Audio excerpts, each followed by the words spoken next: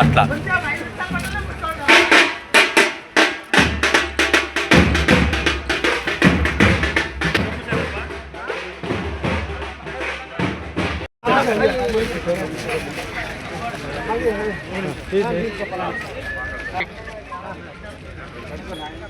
దగ్గర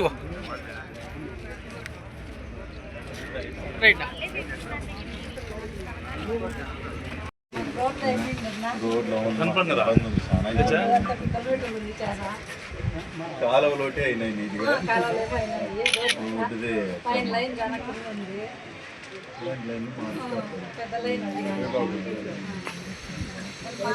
కన్ఫర్మ్ కదా కానీ కన్ఫర్మ్ కదా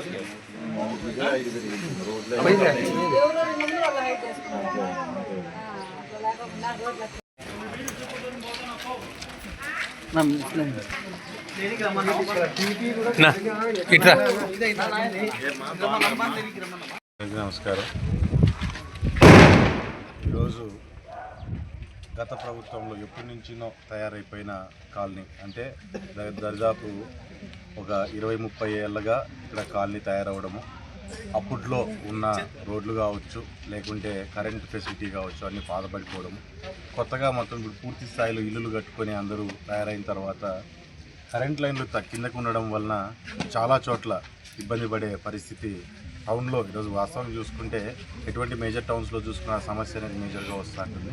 అందులో ధర్మవరం మినహాయింపు ఏం లేదు, ధర్మవరంలో కూడా అటువంటి సమస్యలు మేజర్గా వస్తున్నాయి. సో పవర్కి సంబంధించి ఇష్యూస్ ఏవైతే ఉన్నాయో కరెంట్ పోల్ చేంజెస్, ఎందుకంటే పాత పోల్లు వేసినప్పుడు అవి కొంచెం ఒక 20 ఏళ్ళు 25 ఏళ్ళు దాటిపోయిన తర్వాత కొన్ని కరెంటు పోల్లు, కొన్ని సిమెంట్ పోల్లు, అప్పట్లో కొత్తగా వేసిన పోల్లు అన్నీ కూడా 1 by 1 డ్యామేజ్ అవుతూ వస్తున్నాయి.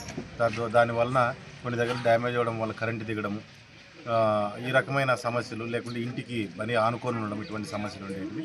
మ్యాక్సిమం ఆ సమస్యల్ని తీర్చడానికి ధర్మవరం టౌన్లో మేము ప్రయత్నం అనేది మేము కానీ మా లీడర్స్ గారు అందరూ ప్రయత్నం చేస్తున్నారు.